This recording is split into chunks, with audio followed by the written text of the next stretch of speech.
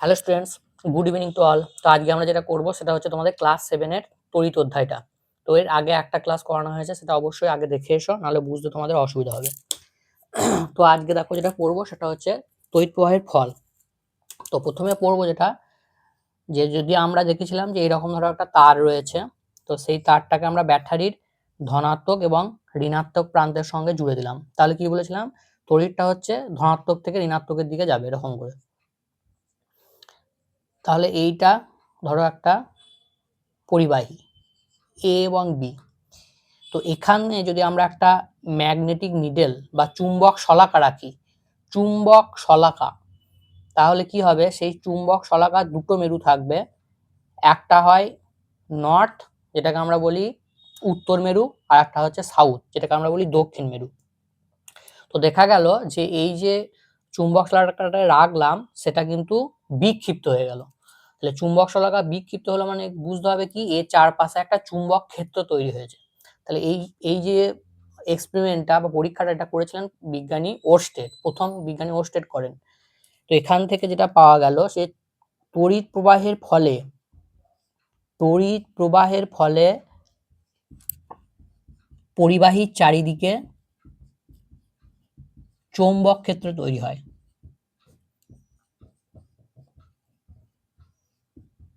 চৌম্বক ক্ষেত্র তৈরি হয়, এটা খুব একটা ইম্পর্টেন্ট হচ্ছে পয়েন্ট, যে তড়িৎ প্রবাহ হলেই তার চারপাশে একটা চৌম্বক ক্ষেত্র তৈরি হবে। এইটাকে বলা হয় তড়িৎ প্রবাহের চৌম্বকীয় ফল বা তড়িৎ প্রবাহের চুম্বকীয় ফল। এটাকে বলা হয় তড়িৎ প্রবাহের চুম্বকীয় ফল। এইবার যদি ধরো একটা এরকম সুতো রয়েছে, ঠিক আছে, এই সুতোতে আমরা একটা চুম্বক হচ্ছে বেঁধে ঝুলিয়ে দিলাম, তাহলে সুতোটা, এই চুম্বকটা কি হবে, কিছুক্ষণ সময় পর দেখবে যে সেটা উত্তর এবং দক্ষিণ দিকে মুখ করে কিন্তু সেটা থাকবে। ঠিক আছে, আমরা যদি এরকম একটা ধরো চুম্বক রয়েছে, এটাকে সূত্র দিয়ে আমরা বেঁধে রেখেছি, তো তুমি এটাকে এরকম করে নড়িয়ে দিলে, এটা আবার ঘুরতে ঘুরতে সেই উত্তর এবং দক্ষিণ দিকে চলে আসবে। এটা কেন হয়, কেননা পৃথিবী নিজে হচ্ছে একটা চুম্বক। ঠিক আছে, পৃথিবী নিজে হচ্ছে একটা চুম্বক। সেই জন্য কি করে, এই যে পৃথিবীর যে চুম্বকটা আছে তার সাউথ এবং নর্থ পোলটা, আমি যে দণ্ড চুম্বকটা ঝুলালাম সেই চুম্বকটার নর্থকে আকর্ষণ করছে, আর সাউথটা হচ্ছে নর্থকে আকর্ষণ করছে। এর ফলে কি হচ্ছে, এটা উত্তর এবং দক্ষিণে মুখ করে ঝুলবে। তাহলে কোনো একটা, এখান থেকে যেটা মনে রাখবে, যে কোনো একটা চুম্বককে যদি আমরা মুক্তভাবে ঝুলিয়ে দিই, তাহলে সেটা সব সময় উত্তর এবং দক্ষিণ দিকে মুখ করে থাকবে। নেক্সট যেটা আমরা পড়ব সেটা হচ্ছে তড়িৎ চুম্বক। তড়িৎ চুম্বক জিনিসটা কি, তো আমরা দু রকমের চুম্বক জানি, একটা হচ্ছে স্থায়ী চুম্বক। স্থায়ী চুম্বকের উদাহরণ হচ্ছে যে দণ্ড চুম্বক, আর একটা হচ্ছে অস্থায়ী চুম্বক। দণ্ড চুম্বক কিরকম দেখতে হয়, এরকম, এটা নর্থ এবং এটা সাউথ, উত্তর দক্ষিণ। তারপরে এরকম শেপের হয়, এটাকে বলে অশ্বক্ষুরাকৃতি চুম্বক বা ইউ শেপের চুম্বক, বা ইংলিশ এটাকে বলে হর্স শু ম্যাগনেট। ঠিক আছে, তো এইটা দুটো পোল আছে, নর্থ এবং সাউথ। তাহলে এইগুলো হচ্ছে স্থায়ী চুম্বকের উদাহরণ, মানে এদের যে চুম্বকত্ব ধর্ম রয়েছে সেটা সব সময় থাকবে। আর অস্থায়ী চুম্বকের মধ্যে একটা আছে, সেটা তোমাদের তড়িৎ চুম্বক। তড়িৎ চুম্বক নামটা থেকেই দেখো এর মধ্যে লুকানো আছে অ্যান্সারটা, যে তড়িৎ চুম্বক মানে কি, একটা পরিবাহীর মধ্য দিয়ে তড়িৎ পাঠানোর ফলে সেটা একটা চুম্বকে পরিণত হবে, এটাকে বলা হয় তড়িৎ চুম্বক। তো কি করা হয়, এরকম একটা নরম লোহা, ঠিক আছে, নরম লোহার হচ্ছে একটা দণ্ড নেওয়া হয়, এবং এর চারিদিকে এরকম তারের হচ্ছে পাক দেওয়া হয়, পাক দিয়ে এটাকে আমরা একটা ব্যাটারির সঙ্গে জুড়ে দিলাম।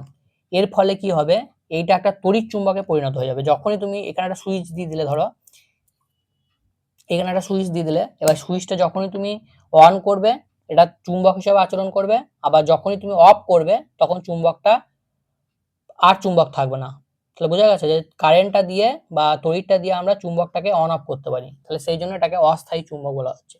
তো এই তড়িৎ চুম্বক অনেক জায়গায় আমাদের ব্যবহার করা হয়ে থাকে। তার মধ্যে একটা ইম্পর্টেন্ট ইউজ হচ্ছে যে আমাদের বাড়িতে দেখবে যদি কারো বাড়িতে কলিং বেল থাকে, তাহলে সেই তখন আমরা কি করি যে সুইচটা যখন টিপি তখন হচ্ছে সেই সুইচের মধ্যে 1 মিনিট ইঙ্কটা একটু ভরে নিই। ঠিক আছে, তাহলে আমরা যখন সুইচটা অন করি তখন কি হয়, কলিং বেলটা বাজতে থাকে। ঠিক আছে, তাহলে এখানে কি ইউজ করা হয়, এখানে হচ্ছে যে আমাদের তড়িৎ চুম্বক ব্যবহার করা হয়। তাহলে এটা আছে যে বাড়িতে যে ইলেকট্রিক বেল, ঠিক আছে, সেই ইলেকট্রিক বেলে কোন চুম্বক ব্যবহার করা হয়, সেটা হচ্ছে তড়িৎ চুম্বক।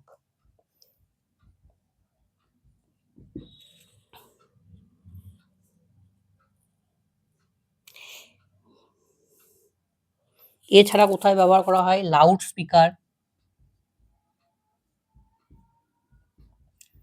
লাউড স্পিকারে ব্যবহার করা হয়। তারপরে মোটরে ব্যবহার করা হয়। মোটর কোনগুলো, মোটর যেমন ধরো ফ্যানে রয়েছে, ঠিক আছে, ফ্যানটা যে ঘুরছে সেই ফ্যানের মধ্যে মোটর রয়েছে। তাহলে মোটরে কোন শক্তি থেকে কোন শক্তি রূপান্তর হয় সেটাও আসতে পারে। তাহলে মোটরে হচ্ছে আমার এরকম করে ঘুরছে, সেটা কার জন্য ঘুরছে, কারেন্ট পাঠানোর জন্য ঘুরছে, তাহলে তড়িৎ শক্তি থেকে যান্ত্রিক শক্তিতে রূপান্তর হয়।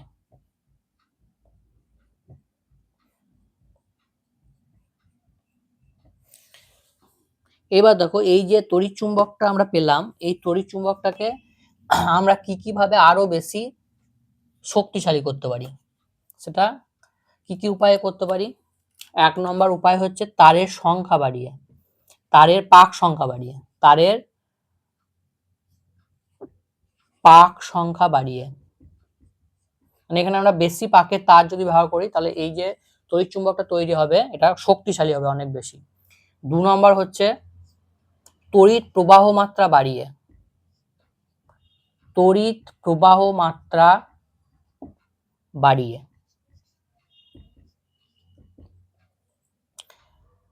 তাহলে তড়িৎ প্রবাহ মাত্রা বাড়াতে গেলে কি করব, এখানে আরো কয়েকটা আমরা ব্যাটারি জুড়ে দিই, কয়েকটা সেল জুড়ে দিলাম, তার ফলে কি হলো, এই যে ব্যাটারি এই যে সোর্সটা আছে এই সোর্সটা কি হলো আরো বেশি শক্তিশালী হয়ে গেল। এবার তড়িৎ প্রবাহটা বেড়ে যাবে, আর তড়িৎ প্রবাহটা বেড়ে গেলে এই তড়িৎ চুম্বকটা আরো বেশি শক্তিশালী হয়ে যাবে। আর 3 নম্বর হচ্ছে নরম লোহা ব্যবহার করে, এর ভেতরে দেখো এই যে এইখানে আমরা কি করলাম, নরম লোহা ব্যবহার করলাম, নরম লোহাটা ব্যবহার করার ফলে তড়িৎ চুম্বকটা আরো বেশি শক্তিশালী হবে। তো এই তিনটের ওপর হচ্ছে এই তড়িৎ চুম্বকের শক্তিটা নির্ভর করবে। এবং এখান থেকে আরেকটা কোশ্চেন আসতে পারে যে আমরা যদি তড়িৎ প্রবাহের ডিরেকশনটা চেঞ্জ করে দিই, মানে অভিমুখটা যদি চেঞ্জ করে দিই, ধরো ব্যাটারিটা এখানে পজিটিভ আছে, এইদিকে নেগেটিভ আছে, আমি ব্যাটারিটা এবার উল্টো করে দিলাম, এই দিকটা পজিটিভ করে দিলাম, এই দিকটা নেগেটিভ করে দিলাম, তাহলে কারেন্টটা তখন কি হবে, সার্কিটে কিটা যদি আমরা অন করে দিই তাহলে কারেন্টটা কি হবে, পজিটিভ থেকে নেগেটিভ মানে এই দিকে যাবে, তাহলে কারেন্টটা উল্টে গেল, আগে এই দিকে যাচ্ছিল এখন এই দিকে যাচ্ছে। তাহলে যদি উল্টে যায় তাহলে মনে রাখবে যে মেরুটাও চেঞ্জ হয়ে যাবে, মানে এইটা আগে যদি নর্থ পোল হতো, সাউথ পোল হতো আগের কেসে, তাহলে এখন এই দিকটা কি হয়ে যাবে, সাউথ হয়ে যাবে, এই দিকটা নর্থ হয়ে যাবে। তাহলে তড়িৎ প্রবাহের অভিমুখ যদি আমরা পরিবর্তন করে দিই তাহলে তার কি হবে, মেরুটা হচ্ছে পরিবর্তন হয়ে যাবে। আচ্ছা, এছাড়াও টেলিফোনে হচ্ছে তড়িৎ চুম্বক ব্যবহার করা হয়। ঠিক আছে, এগুলো ইনফরমেটিভ কোয়েশ্চেন মনে রাখবে। নেক্সট হচ্ছে তড়িৎ প্রবাহের ফলে আলো উৎপন্ন হতে পারে। তাই তড়িৎ প্রবাহের ফলগুলো আমরা পড়ছি, প্রথমটা কি বললাম যে তড়িৎ প্রবাহের ফলে চুম্বকত্ব তৈরি হচ্ছে, দ্বিতীয় কি পড়ছি আমরা যে তড়িৎ প্রবাহের ফলে আলো উৎপন্ন হয়, যেমন এক্সাম্পল হচ্ছে এলইডি, এটার ফুল ফর্মটা তোমাদের মনে রাখতে হবে, সেটা হচ্ছে L for light emitting diode. ঠিক আছে, এখন দেখবে বাজারে ছোট ছোট এলইডি আমরা প্রত্যেকেই দেখে থাকি কম বেশি, আর ঘরের মধ্যেও এখন এলইডি বাল্বের ব্যবহার হচ্ছে যে প্রচুর বেড়ে গেছে, কারণ এই এলইডি বাল্বটা ব্যবহার করলে আমাদের কারেন্টের বিল অনেক হচ্ছে কম আসে। ঠিক আছে, এই জন্য এলইডিটা এখন অনেক বেশি বেড়ে গেছে। এবং এর মধ্যে লক্ষ্য করবে যে আগেকার দিনে যদি তুমি বাল্বগুলো দেখো, আগেকার দিনে বাল্বগুলোর ভেতরে এরকম একটা তারের কুণ্ডলী থাকতো, ঠিক আছে, যেটাকে আমরা কি বলতাম, ফিলামেন্ট বলি। ফিলামেন্ট, ঠিক আছে, এই ফিলামেন্টটা থেকেই আমরা আলোটা পেতাম, কিন্তু এখানে কিন্তু কোনো ফিলামেন্ট থাকে না, এলইডির মধ্যে কিন্তু কোনো ফিলামেন্ট থাকে না। আর একটা কোশ্চেন আসতে পারে যে এলইডিতে কোন শক্তি থেকে কোন শক্তি রূপান্তর হয়, সেটা হচ্ছে তড়িৎ শক্তি থেকে আলোক শক্তি, তড়িৎ শক্তি থেকে আলোক শক্তিতে রূপান্তর হয়।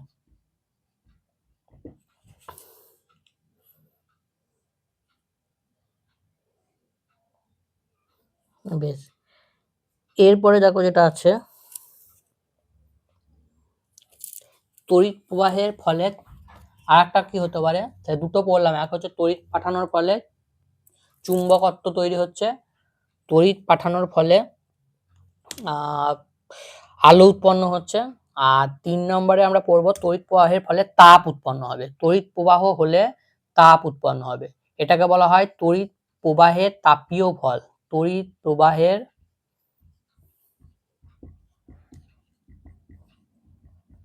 তাপীয় ফল। ধরো একটা তারের মধ্য দিয়ে, এরকম একটা পরিবাহীর মধ্য দিয়ে অনেকক্ষণ ধরে তড়িৎ যাচ্ছে, তাহলে কি হবে, তড়িৎ এই যে তারটা রয়েছে, এই তারটা হচ্ছে যে আস্তে আস্তে উত্তপ্ত হতে থাকবে, ঠিক আছে, তাহলে এইটাকে বলা হয় তড়িৎ প্রবাহের তাপীয় ফল। তো তড়িৎ প্রবাহের তাপীয় ফলের ব্যবহারিক প্রয়োগটা আমরা কোথায় কোথায় দেখতে পাই, ইলেকট্রিক ইস্ত্রি, ইলেকট্রিক ইস্ত্রি বা ইলেকট্রিক হিটার।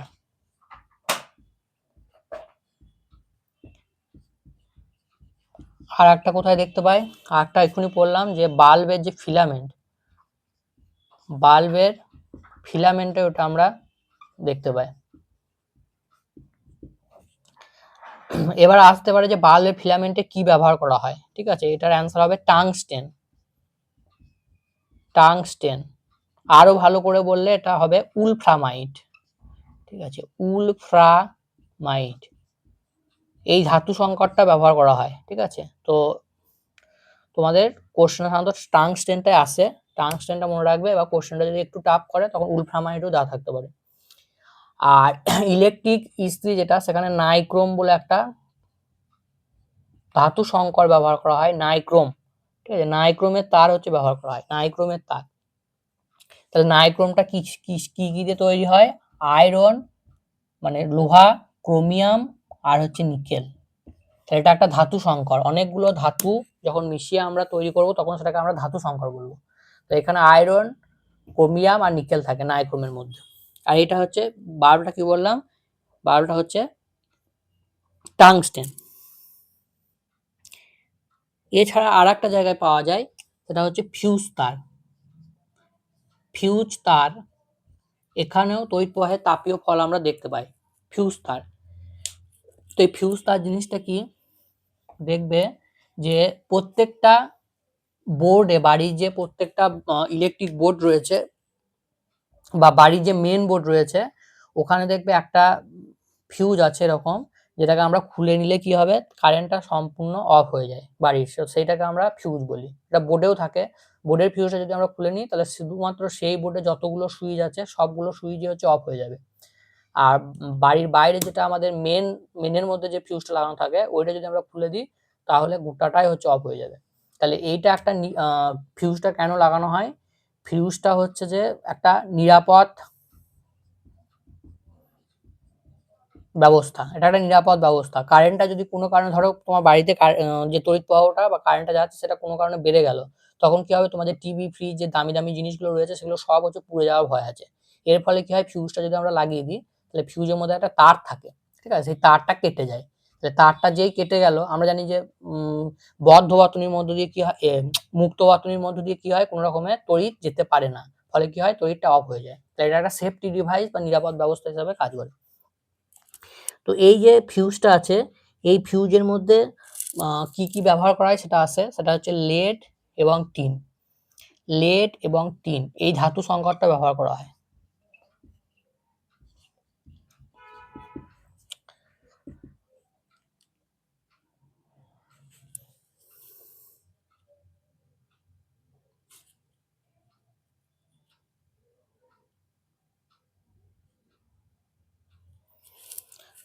তো ফিউজের মধ্যে কি থাকে, এরকম একটা তার থাকে, ঠিক আছে? তারটা কেটে গেলে সেই তারটা আমাদেরকে আবার ফিউজটা খুলে যদি এই তারটা লাগিয়ে দিই তাহলে আবার সেই ফিউজটা কাজ করবে। তাহলে ফিউজটা নিরাপদ ব্যবস্থা হিসাবে কিভাবে কাজ করলো আশা করি সকলে বুঝতে পেরেছো। এরপরে যেটা আছে দেখো, সেটা হচ্ছে যে সোলার ক্যালকুলেটর। সোলার প্যানেল যেগুলো রয়েছে, solar panel, solar calculator, solar heater, এখানে কি করা হয়, সোলার এনার্জি মানে সৌরশক্তি থেকে তড়িৎ শক্তিতে রূপান্তর করা হয়, সৌরশক্তি থেকে তড়িৎ শক্তি। সোলার ক্যালকুলেটরে সৌরশক্তি থেকে তড়িৎ শক্তির হচ্ছে রূপান্তর হয়। এছাড়াও আমরা যদি বিভিন্ন মাছের ক্ষেত্রে দেখি, তাহলে মাছের ক্ষেত্রে দেখবে যে অনেক মাছ আছে যেমন জেলিফিশ, ঠিক আছে, ইলেকট্রিক হল, এই যে মাছগুলো আছে এদের শরীরে হচ্ছে যে তড়িতের ব্যবস্থা থাকে। এর ফলে যখন এদেরকে হচ্ছে বাইরে থেকে কেউ খেতে আসে বা অ্যাটাক করে তখন এরা শক দিয়ে তাদেরকে কি করে দূরে সরিয়ে দেয়। এছাড়াও তড়িৎ হচ্ছে আমাদের যে নার্ভ গুলো রয়েছে বা স্নায়ুতন্ত্র রয়েছে সেখানে হচ্ছে যে তড়িৎ আমরা পাই। এছাড়া হচ্ছে হৃৎপিণ্ডে যে পেশি রয়েছে সেই পেশিতেও হচ্ছে তড়িৎ উৎপাদনের জন্য একটা স্পেশাল ব্যবস্থা থাকে। তো এই হচ্ছে তোমাদের তড়িৎ যে অধ্যায়টা আছে আজকে সেটা কমপ্লিট হয়ে গেল।